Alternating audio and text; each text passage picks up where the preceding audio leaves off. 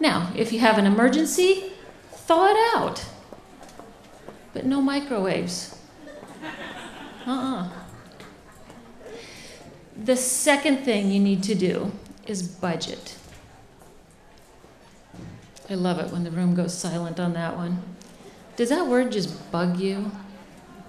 I mean, that is just a form of torture that goes beyond belief. It's got to be one of the most miserable words in the history of any language, in any culture, in any country.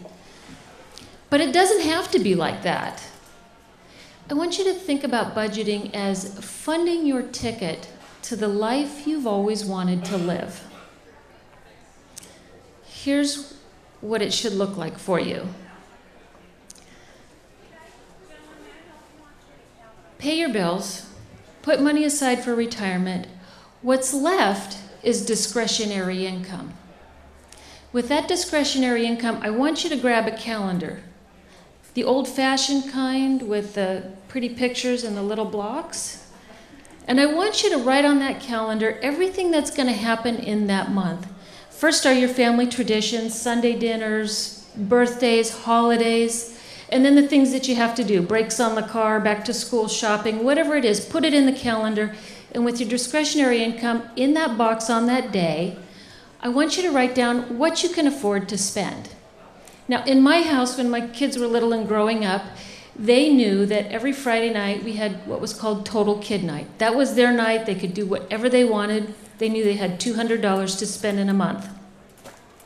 They could choose to blow it all in one place and do something free the other 3 Fridays, or they could spread it out, or they might say, gee, Mom, we want to go to Disneyland. And it was like, okay, fine.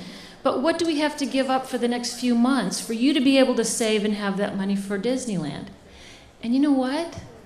They learned how to budget. And as adults, they are really good budgeters. For you, put in those family traditions. In my house on Sunday night, it's a big deal. We have dinner together. It's in the calendar, even though there's a zero cost on it. At the end of the month, you got $12 left over for a date with your husband. Now you've got to get creative. How about wine and cheese and crackers on the OB Pier under a full moon? Or how about a night hike out in the Cuyamacas with no moon? Who can have the most mysterious date? Who can have the most adventurous date? Who can find the best place to neck? When there's not a lot of money left over, you can have so much fun. So I want to tell you about my Aunt Phyllis, because this is a woman who I just love dearly. She's been my best friend throughout the years. She's 87 years old. Her health is very frail, and she is very depressed because she spends a lot of her days looking back at the things that she didn't do. And it's really sad. When you start funding that ticket to the life that you want to live and living within your budget, I promise you, when you're an old lady, you'll be sitting back looking at life and going, that was a good ride. The third thing that's important is don't be afraid to spend money on a good advisor. This is not the time to bargain shop or to scrimp or to deny yourself.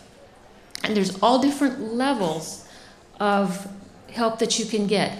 If you're a do-it-yourself person, I like to do my taxes myself, I can get my wills and trusts online, that's fine. You can be a do-it-yourself person, but have someone look over your shoulder. I want to tell you about a train wreck that someone came to me with.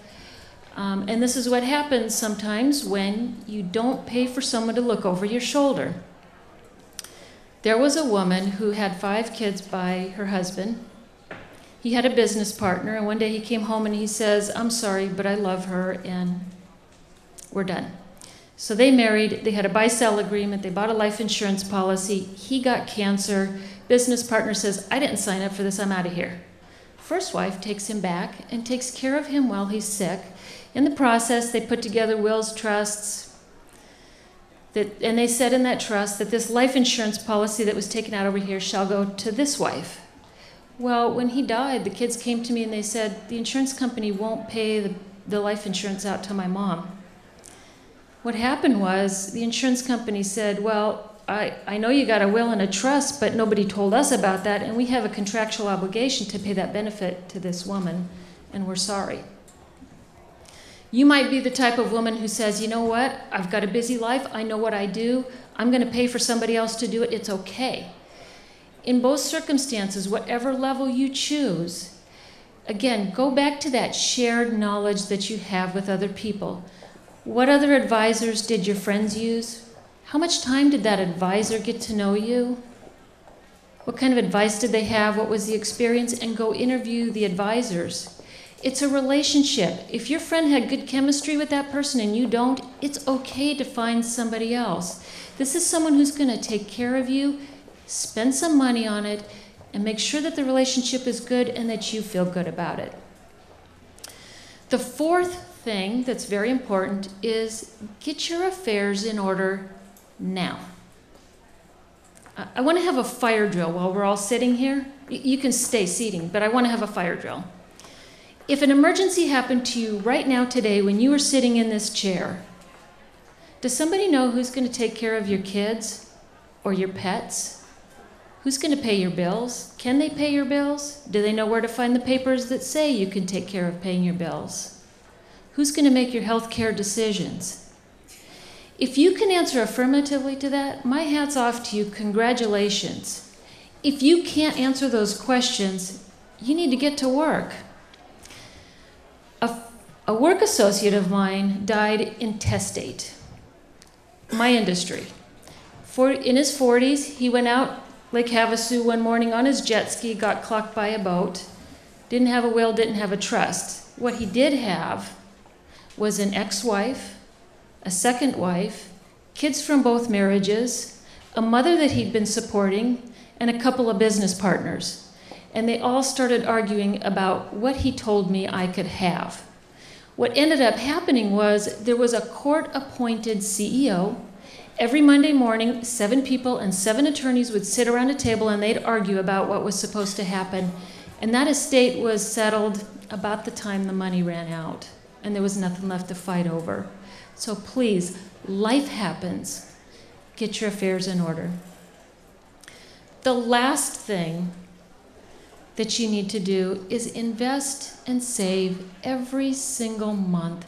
Even if you're retired, inflation's going to hit. Save and invest every month. Albert Einstein said, compounding interest is one of the most powerful things in the universe. In order to be successful in the market, you have got to have time in the market. I just want to end on this last thought. Look at your money as one of your most important relationships.